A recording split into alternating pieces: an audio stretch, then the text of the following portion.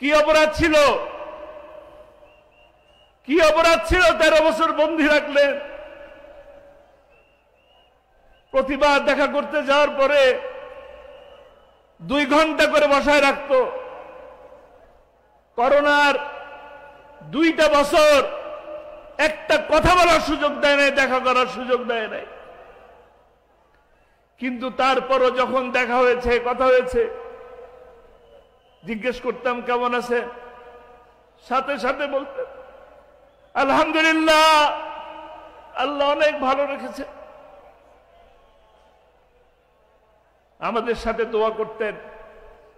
আমার জন্য অনেক মানুষ জীবন দিয়েছেন, কোরআনের জন্য অনেক মানুষ জীবন দিয়েছেন।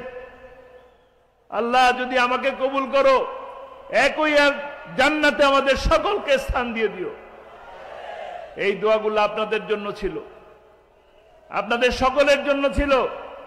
তিনি দোয়া করতেন, শহীদি মৃত্যুর জন্য দোয়া করতেন।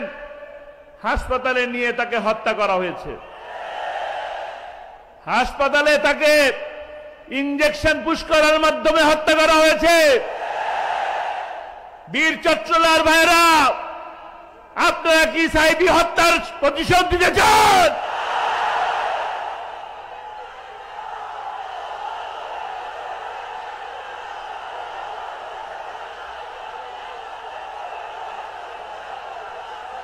আমরা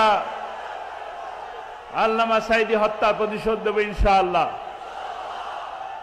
তিনি মাহফিলের শেষে এই মঞ্চে বসেই দোয়া করতেন, কোরআনের রাজ প্রতিষ্ঠা হয়েছে, এই দৃশ্য দেখে যেন আমার মৃত্যু হয়।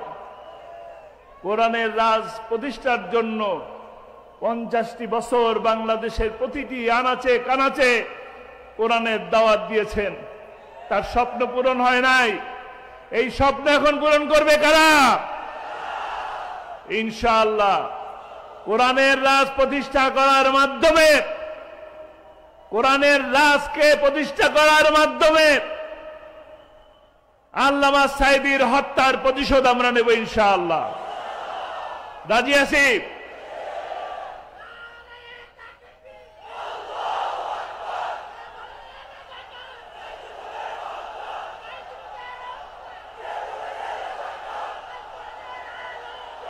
শহীদের রক্ত, কোন শহীদের রক্ত বৃথা যেতে দেব না ইনশাআল্লাহ। কোরআনের রাজ প্রতিষ্ঠার মাধ্যমে প্রতিটি হত্যার বিচার করবে ইনশাআল্লাহ। আল্লাহ তাআলা আমাদেরকে তৌফিক দান করুন। এই মঞ্চ অনেক আবেগের জায়গা। এই মঞ্চে ওঠার পরে প্রতিটি মুহূর্ত শুধু আল্লামা সাইদির কথাই মনে পড়েছে। এইখানে আসার মুহূর্তে প্রতিটি রাস্তার ভিড়ে ভিড়ে, সিগনালে সিগনালে তার কথা মনে পড়ছিল। কোন জায়গা যাব? এই জায়গায় আমার বসার কথা নয়, এখান থেকে আমার কথা বলার কথা নয়, এখানে আল্লামা সাইদির থাকার কথা, এখানে আল্লামা সাইদির থাকার কথা।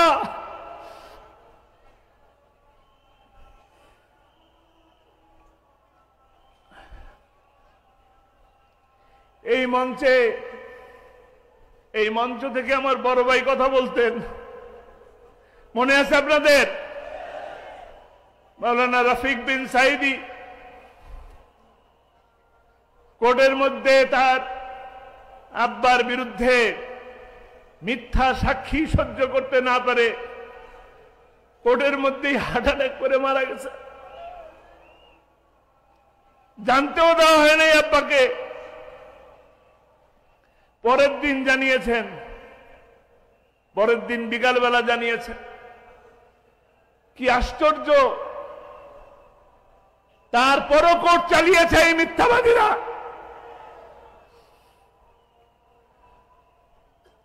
জালিমের জুলুম এরকমই হয়। আর আল্লাহ ছাড় দেন, ছেড়ে দেন না। ইন্না বাদশা রব্বিকা লাশাদীদ, ঠিক কিনা? ছাড় দেন, ছেড়ে দেন না।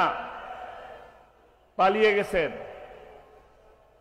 যেখানে আছেন ভালো থাকেন, শান্তিতে থাকেন। মামু বাড়ি গেছেন, পিঠা খান, আমাদের দিকে ষড়যন্ত্র করবেন না। আমরাও ভালো আছি আলহামদুলিল্লাহ, ষড়যন্ত্র করবেন না। বড় দেশে আছেন, বড় বড় গোলাগুলি নিয়ে আসেন, বোমা নিয়ে আসেন, মনে করেন কি আমরা ভয় পাচ্ছি? আমরা ভয় করি না, বুলেট বোমা ভয় করি না।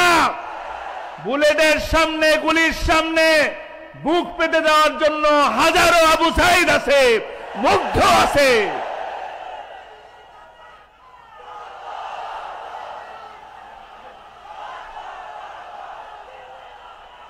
ইনশাআল্লাহ সময় আসছে, এই দিনই দিন নয়, আমরা কাঙ্ক্ষিত বিজয়ের কাছে যাব ইনশাআল্লাহ। কোরআনের রাজ প্রতিষ্ঠা করে ছাড়বে ইনশাআল্লাহ।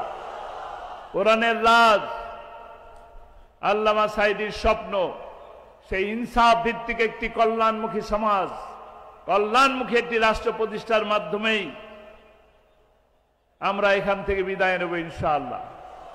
নয়তো নয়, আন্দোলন করে যাব, রক্ত দেব, জীবন দেব, জেলে যাব, রিমান্ডে যাব, তবুও রাস্তা ছাড়বো না ইনশাআল্লাহ। কোরআনের পথকে ছাড়বো না, আল্লামা সাঈদীর দেখানো রাস্তায় চলে যাব ইনশাআল্লাহ। যদি মরতেও হয়, মরতে রাজি আছি, রাজি আছি ইনশাআল্লাহ। আল্লাহ তাআলা আমাদের সকলকে তৌফিক দান করুন। আমা তৌফিক ইল্লা বিল্লাহ। আসসালামু আলাইকুম ওয়া রাহমাতুল্লাহ।